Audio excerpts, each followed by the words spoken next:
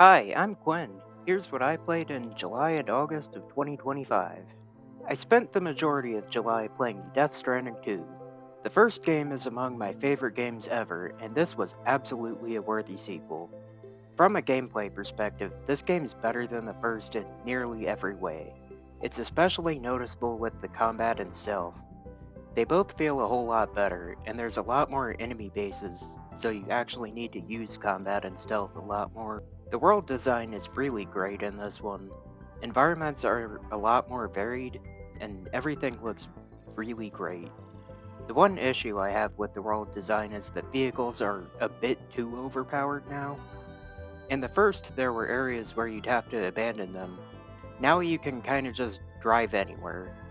I'm sure a lot of people will prefer it this way, but I really like the moments where the camera zooms out and music starts playing, and it just isn't the same when you're driving a huge truck. The pacing of this game is a whole lot better.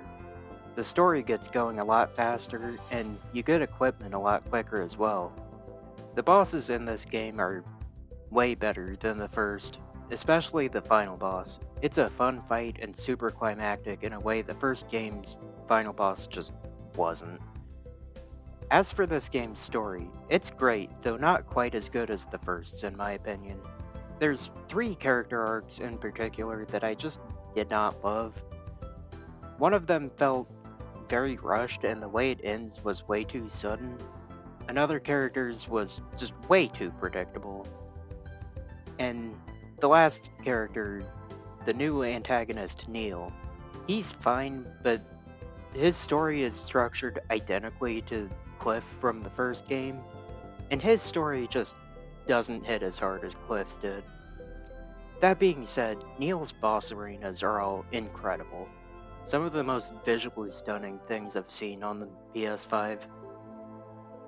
One character I certainly don't have issues with is Higgs, played excellently by Troy Baker. He has a lot more screen time in this one, and he is the perfect balance of delightfully campy and pure evil. I genuinely love what they did with him in this one.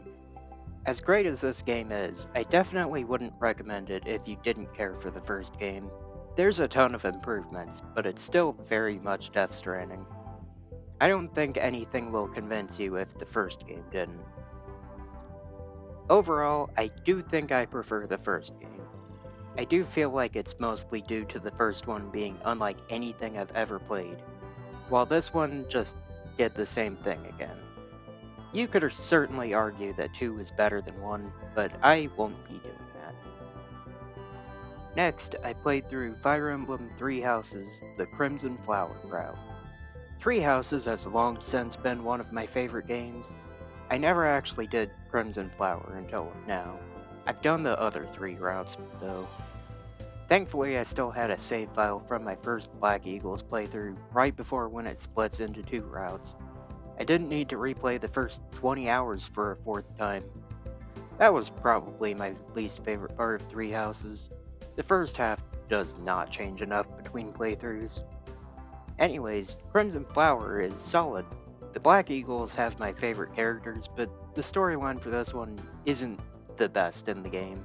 Here's my ranking of all the routes. I do hope this game gets a Switch 2 boost at some point.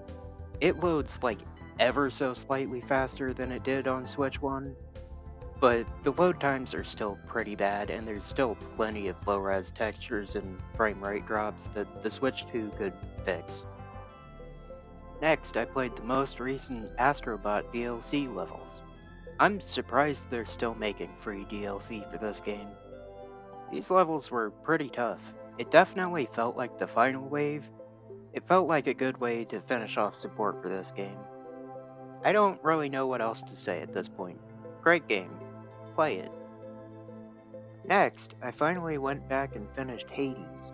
I started playing this again because I thought Hades 2's version 1.0 release was imminent. It wasn't. I already had 4 clears from a couple years ago. I got the remaining 6 clears needed for the true end. It was definitely worth it. I love this game and will absolutely be buying the sequel as soon as it launches on consoles.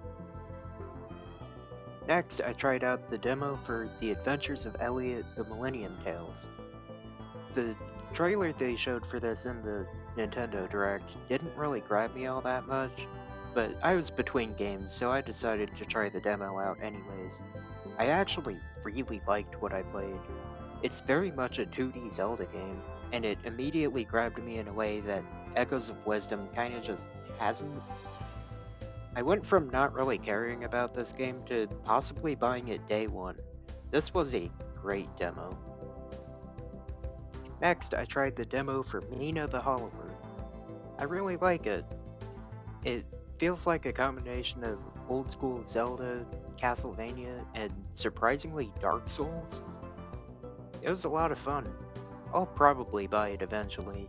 Maybe even day one. We'll see. Next, I tried the demo for Dragon Drive. I thought it was pretty neat, but my arms did start feeling kinda tired after about an hour of playing.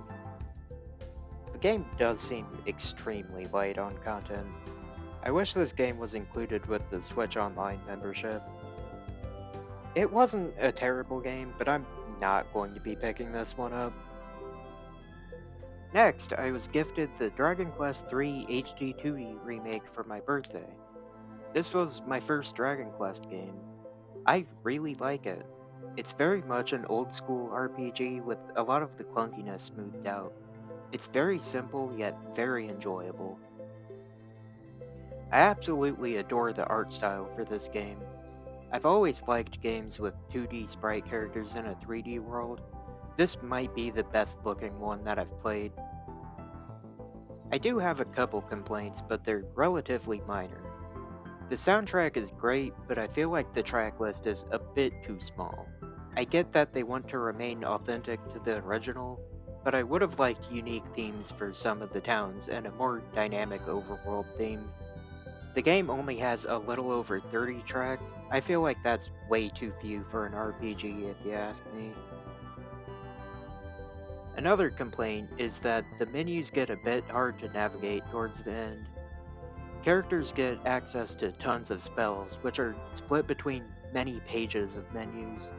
Everything's in an order that makes sense, but the pages don't vary in size. So one spell isn't in the same place if multiple party members know it. Right at the end of the game, one of my party members had 60 spells, which is a lot to flip through pages of like 10 spells at once. I think they should have made each page a different category of spell and make them as big as necessary to have every spell of the same type on screen. Like, have a different page for attacks or for buffs and debuffs.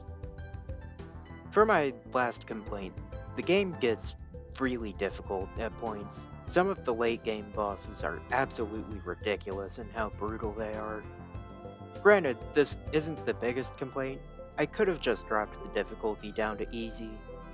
But still, the difficulty curve is a bit too sharp. I haven't quite finished it at the time of recording. I'm still stuck on the final boss. I'll probably beat it in the middle of editing this video. But unless the ending absolutely changes my entire opinion, which I doubt it will, I really liked the game. I'll definitely be picking up the 1 and 2 remake at some point. Probably not day one, though. Next, I picked up Donkey Kong Bananza. This game is the Mario Odyssey sequel that I've been waiting for 7 years. It somehow manages to improve upon a ton of things Odyssey does, while still having a ton of ideas of its own. One particular idea that it has of its own, the destructible environments. They're so well done. It never just feels like a gimmick, it never breaks the level design or anything. The levels are all perfectly designed with destruction in mind. I'm shocked at how well the camera handles digging. It occasionally gets caught on something or awkwardly zooms in, but the vast majority of the time it just works. Also, they struck the right balance of what to show and what not to show when you're deep underground. All around great camera system. The bosses in this game are all very well designed, though the vast majority of them go down way too quickly.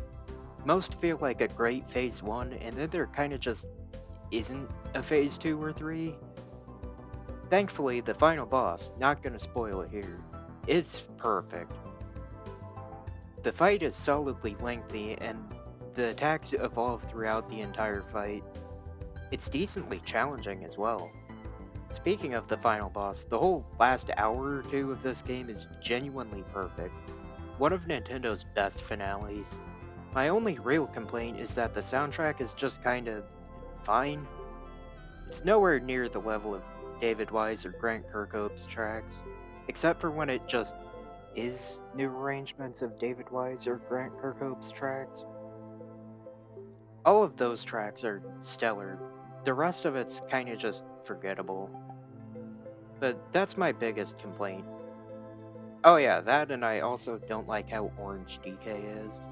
He looks fine in the opening area, and then he's just weirdly orange for like the entire rest of the game. I don't know what happened here. There's tons of different fur colors in the game, but none of them are just brown. I don't get it. But anyways, yeah, great game. I fully 100%ed this game, aside from just buying enough bananas to max out the counter. It's probably my game of the year so far. Either this or Deltarune, which I feel kinda weird saying 2 parts of a 7-part game are my game of the year. But yeah, fully recommend Donkey Kong to anyone with the Switch 2. Lastly, I picked up the Switch 2 DLC for Kirby and the Forgotten Land. Probably. I'm recording this a couple days in advance because I'm so slow at editing. I don't actually know if I've played it yet. I'm a huge Kirby fan, I can only imagine I'll buy it and love it, but I do not know yet. Anyways, see you next time when I will know.